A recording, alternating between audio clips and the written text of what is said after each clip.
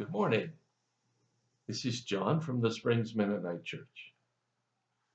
Well, it's another Friday. Another week has passed. And I hope you're looking forward to the weekend. I hope you're looking forward to today, too. Now, next week and for the following week after that, I want to talk about the Christmas story. But for today, I want to share another passage in the midst of the various ones I've been sharing this week. And this one comes from Psalm 98. And we begin with verse 4. Here's how it reads. Shout to the Lord, all the earth. Break out in praise and sing for joy. Sing your praise to the Lord with the harp and melodious song, with trumpets, the sound of ram's horns. Make a joyful symphony before the Lord the King. Let the sea and everything in it shout its praise.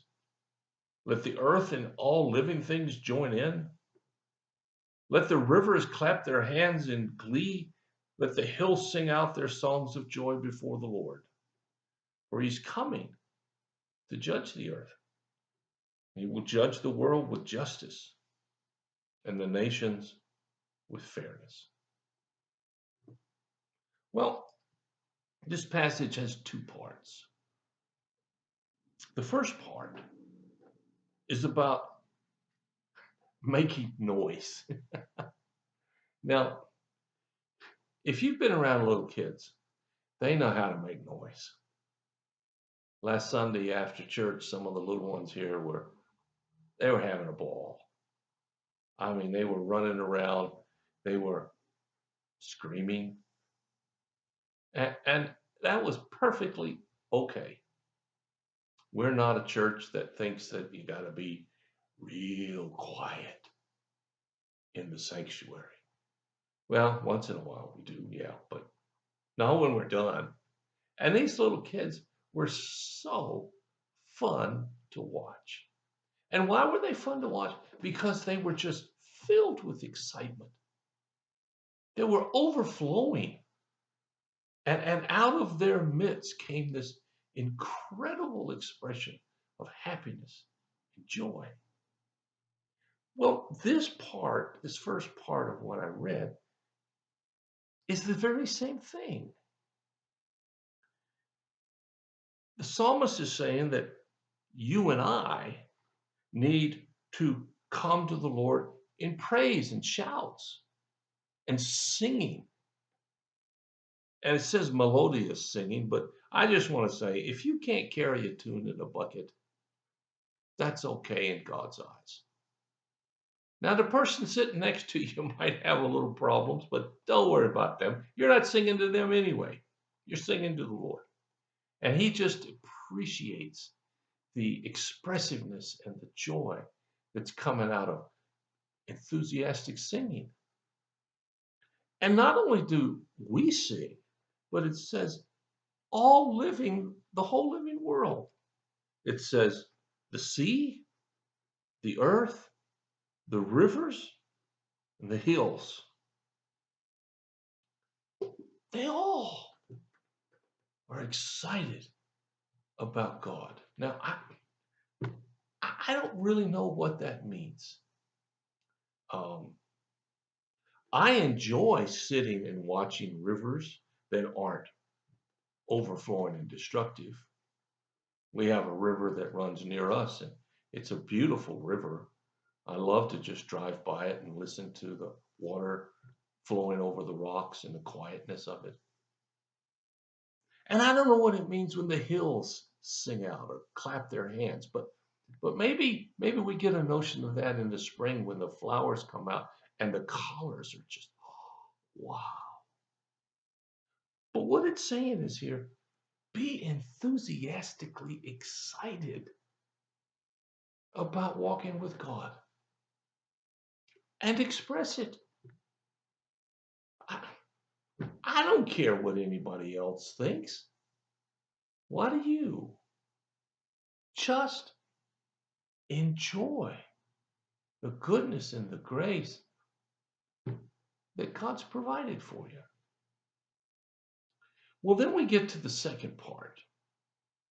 The second part here tells us why all of this is happening.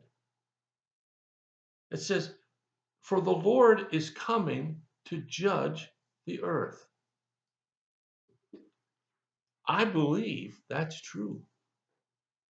I believe there will be a day of reckoning, a day of accountability for me and for everybody, including you. Now, I don't know what that looks like. I'm not fearful of it. I'm not one of these folks who thinks that somehow God's going to zap me. I don't see any of that here because it says he's going to judge the world with justice and the nations with fairness. Justice. You hear that sometimes in the penal system. You hear that with family victims who say, "I want justice." I'm not sure what they're talking about, except it's pretty close to revenge. Now, don't get me wrong. I think if somebody does something horrible, they deserve to get punished for it. I don't think we pat them on the back and say, "Oh, you shouldn't have done that." But when people call for justice, it sounds an awful lot like "let me get even" kind of stuff. And that's not what God's talking about. He doesn't have to get even with us. We're not his equal. we have nothing that will touch his greatness that he has to get vengeance for. But what we do have is the story of our lives. And the Bible gives us clear indications of what we're supposed to do with that life that we have. We're supposed to help others. We're supposed to care about others. We're supposed to share with others. We're supposed to love. We're supposed to live a life full of grace and thankfulness. We're supposed to live a life that thinks about the less fortunate. And far, far too much of our culture thinks about me. What do I get? I watch some of these TV shows on rehabbing houses. And when you listen to those people, "Well, I want this. Well, I deserve this. Well, I don't like that because I always think I should have this." And it's all me, me, me, me, me. That's not what life is about. And that's not how God is going to look at us. He's going to look at us with fairness and with justice based on what he's already said.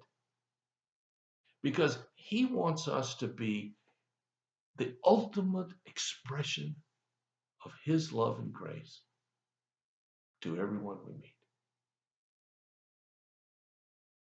Nature knows how to express that joy. How about you? Wherever you are in life, shout to the goodness of God. It'll change you. It really will. Well, thanks for listening.